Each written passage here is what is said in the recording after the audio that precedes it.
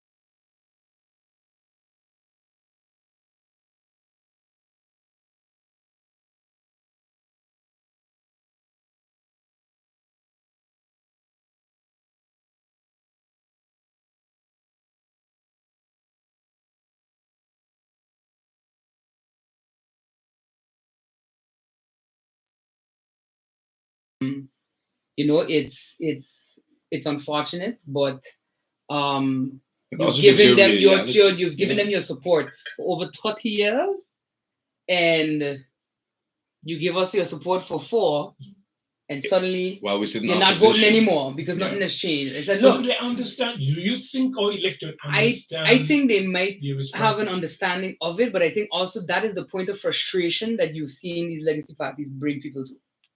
That's the point of frustration that it's been brought to. And I think if that is the case, if that is how you feel, then go out and throw it different. Throw it different. That's what has to start to happen. So there's no shift, you think, I think there yet? will be a shift. There has been a shift. Two seats, first time out. I think that was already Eight a candidates. shift with eight Yeah, but you candidates. have to pull. That was already a budge. We do. We have to Let's pull a significant amount. let's pull the folks who vote into those who are swing voters, those who are committed to their Hmm. party, regardless to Yeah. what they do, and then there are those who are waiting to be convinced. Yeah, and for us as a new party, since last election, we don't have a foundation yet. So I guess this time around we will see if we have maintained said foundation. Because with the other parties, you can see, with the established parties, so to say, you can see that okay, there is a pattern of certain candidates always getting certain amount of votes. They have their foundation, so to say. We have only done it once. Yeah. So hopefully we maintain our votes, and hopefully Yeah. some other persons have paid attention, and we might rise in that. And if that's the case, then it's also a message for us that the people are paying attention. Yes.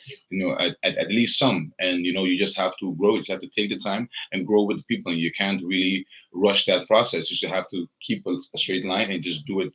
Why, and I may have asked this before, but what is the basis of your decision this time to be part of a formation?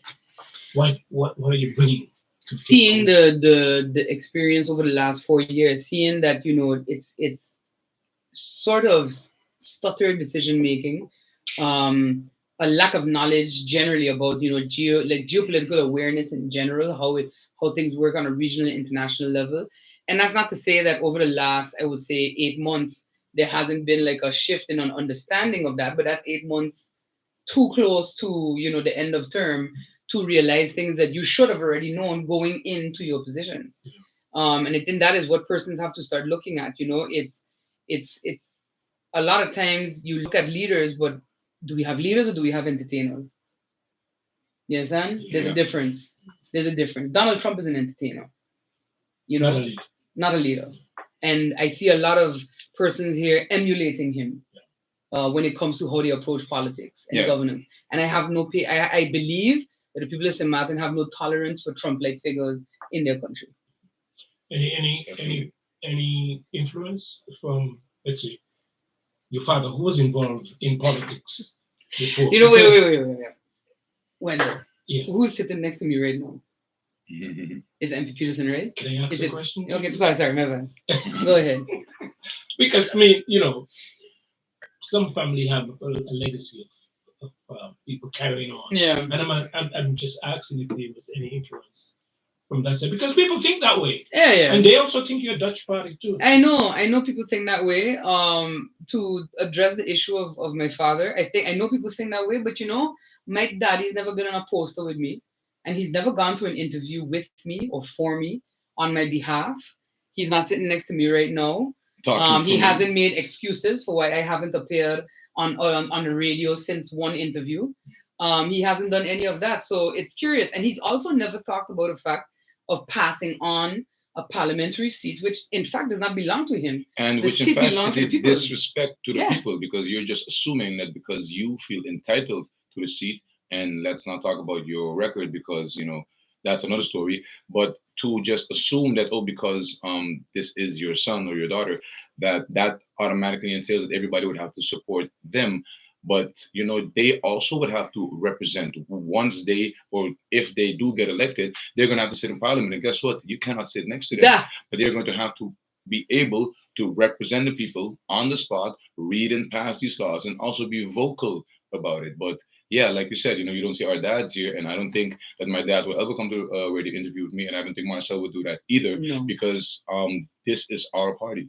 This is not our dad. This is not a legacy party. We built this from our own principles. Our dads actually did not want us to get in politics. Yeah. So we had to establish this association first before we brought it to them, so that we knew because of their dads, they're automatically going to support us. I didn't mean to use it all this time to No, no, no, the it's past, but Yeah. I felt it was Right. important to know And whether or not there's any support. and you mentioned as well that people have called us the Dutch party, and I think that that's a dangerous rhetoric, because if I look at who has allowed more, I guess, Dutch influence, whether from a private sector or a government perspective, into St. Maarten over the last 30, 40 years, it's not been anybody from this party. Believing in structure, believing in good processes and good governance, That's not Dutch. that's not Dutch. That is a standard. And if other parties do not have standards based on looking at their list, that's on them. I would say, seek counseling for that, seek help for that. But for us, we've set standards. We know what we want to accomplish. We know the message we want to portray. It is one of unity. It is one of togetherness. It is one of teamwork. It's one where I know that if persons come and say, Raeyhon has said X, Y, Z, and I'm like, absolutely not, because I've already had that conversation with him, and vice versa. Yeah. And that is how we have moved as a unit in that regard. And I know that it's maybe seem jokey to them, but if it's so jokey, they wouldn't try to be copying it so bad. This is an important and crucial election at this stage, Mr. Peterson. But what would you want to leave at this final moment with those people who are making their decision to decide on whether to re-elect you folks into Parliament, or they're thinking about somebody else? What would you want to leave with them? Well, the first thing is, like Mbigam said, Wendell, I want everybody to understand the importance of exercising your constitutional right to vote. As a citizen of every society, especially in democracy, you get one chance every term, whether it's 4 or 6 terms, usually 4, and you get that one moment where you get to have a say into what's happening with your future. And if you pay attention to what's going on, if you pay attention to your surroundings, wherever you live, you can see that where we are going is not the right way. And we plead to the people of St. Maarten to not just come and vote to vote standard, but even if you do not want to vote, come out and cast your blank vote.